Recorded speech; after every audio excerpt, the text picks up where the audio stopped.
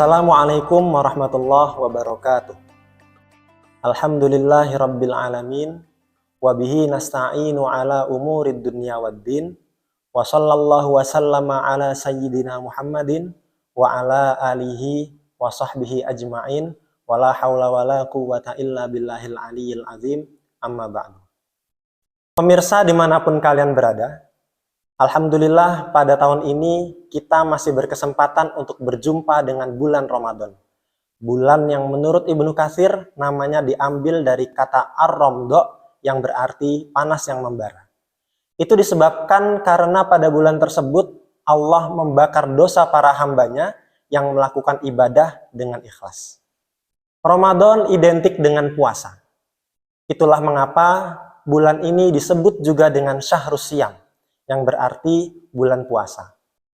Bulan Ramadan sendiri tidak diwajibkan oleh Allah kepada hamba-hambanya sejak awal kenabian, melainkan baru pada tahun kedua Hijriah Allah mensyariatkannya melalui ayat Ya ayyuhalladzina amanu kutiba alaikumus syiyamu kama kutiba alal ladzina min qablikum la'allakum tattaqun. Pada ayat tersebut Allah memberikan perintah kepada seluruh orang yang beriman untuk melaksanakan puasa agar bisa mendapatkan ketakwaan. Pemirsa yang dirahmati Allah, sebagaimana ibadah-ibadah lainnya, ibadah puasa baru diwajibkan kepada seseorang apabila ia memenuhi beberapa ketentuan, yang oleh para ulama dirumuskan menjadi 3 buah syarat. Syarat-syarat tersebut adalah yang pertama al-Islam, yaitu beragama Islam. Yang kedua al-bulugh wal aqlu, sudah balik dan mempunyai akal, yang oleh para ulama orang yang sudah memenuhi balik dan akal biasa disebut dengan mukallaf. Dan yang ketiga adalah al-qudrah ala shaum, orang tersebut punya kemampuan untuk kuat melaksanakan puasa.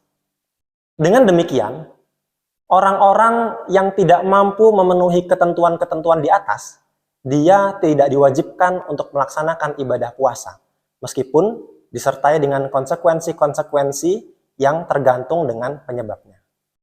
Mari kita membahasnya satu persatu. Pertama, puasa hanya wajib bagi orang Islam.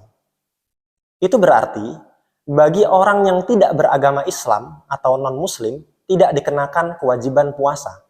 Dan apabila ia masuk ke agama Islam, dia tidak dikenakan qadha terhadap puasa-puasa tahun sebelumnya sebelum ia masuk ke agama Islam. Namun, tentunya ada pengecualian, yaitu bagi orang yang sudah Islam, kemudian keluar dari agama Islam atau disebut dengan murtad. Bagi orang murtad, masih dikenakan kewajiban puasa, dan dia wajib membayar qadha ketika sudah kembali ke agama Islam. Kedua, puasa hanya wajib bagi orang yang al-balik dan al-akil, sudah masuk usia balik dan memiliki akal. Ini berarti, orang yang belum mencapai usia balik atau biasa disebut dengan sobi atau anak-anak masih belum dikenakan kewajiban puasa. Begitupun orang yang tidak punya akal seperti orang yang gila. Namun perlu diperhatikan, apabila seseorang menyengaja untuk menghilangkan akalnya, seperti orang yang minum minuman keras atau obat-obatan tertentu sehingga menyebabkan dia mabuk, dia tetap dikenakan kewajiban puasa. Ketiga, puasa hanya diwajibkan bagi orang-orang yang mampu atau kuat untuk melaksanakannya. Adapun orang yang tidak mampu dibagi menjadi beberapa kriteria. Pertama, orang yang tidak mampu karena haid atau nifas. Orang yang haid atau nifas, mereka tidak dikenakan kewajiban puasa, tetapi setelah bulan puasa lewat dan ia sedang dalam kondisi suci, dia wajib untuk mengqadhanya. Kedua, orang yang tidak kuat puasa adalah orang yang sakit dan tidak bisa diharapkan kesembuhannya.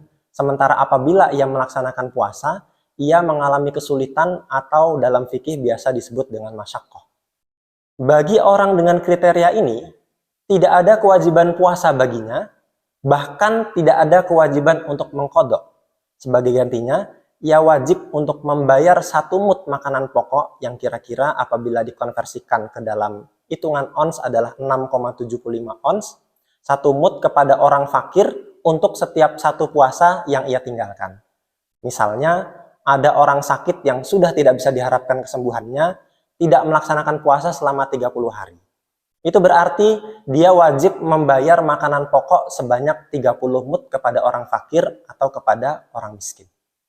Ketiga, orang yang sakit tetapi masih bisa diharapkan kesembuhannya. Sementara apabila ia melaksanakan puasa, ia mengalami masyaqqah atau kesulitan.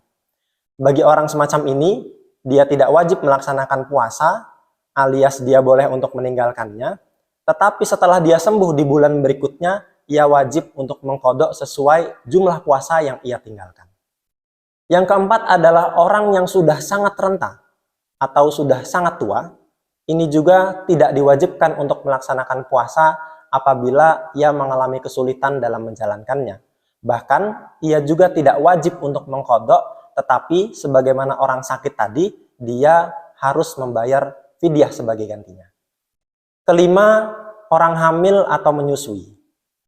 Bagi ibu yang sedang hamil atau sedang menyusui, diperbolehkan untuk tidak melaksanakan puasa dan wajib mengqadhanya dengan ketentuan. Apabila orang hamil atau menyusui tidak melaksanakan puasa karena khawatir akan keselamatan dirinya atau mengkhawatirkan keselamatan dirinya sekaligus janinnya, maka dia hanya wajib qadha.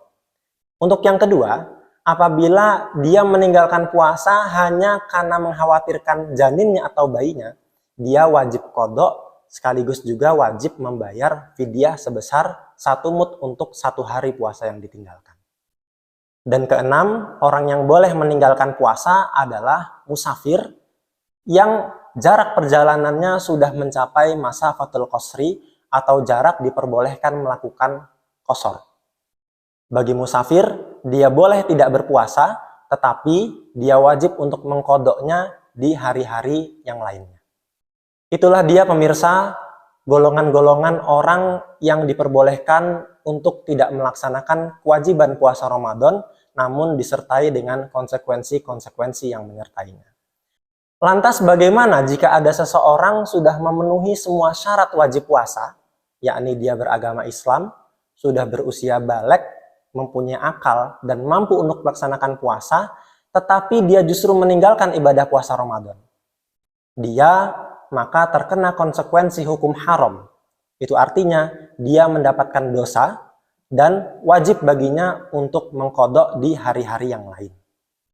Bahkan bagi orang yang belum mengqadha puasa Ramadan, lantas dia menjumpai bulan puasa Ramadan di tahun berikutnya, maka konsekuensinya akan bertambah. Selain ia wajib untuk mengqadha, ia juga wajib untuk membayar fidyah 1 mud untuk 1 hari puasa yang ditinggalkannya. Contohnya, apabila ada seseorang mempunyai utang puasa 1 hari, kemudian ia tidak membayarnya sampai 3 tahun lamanya. Ini berarti dia masih harus membayar 1 hari puasanya, yaitu dengan mengqadha, dan fidyahnya berlipat menjadi 3, yakni dia harus membayar 3 mud makanan yang dialokasikan untuk orang fakir atau orang miskin. Itulah dia pemirsa pembahasan mengenai qadha dan fidyah puasa. Moga-moga pembahasan ini bisa bermanfaat dan ibadah-ibadah yang kita lakukan selama bulan Ramadan ini dan bulan-bulan berikutnya menjadi ibadah yang diterima oleh Allah Subhanahu wa taala. Akhirul kalam, wallahul muwaffiq ila aqwamit thoriq. Wassalamualaikum warahmatullahi wabarakatuh.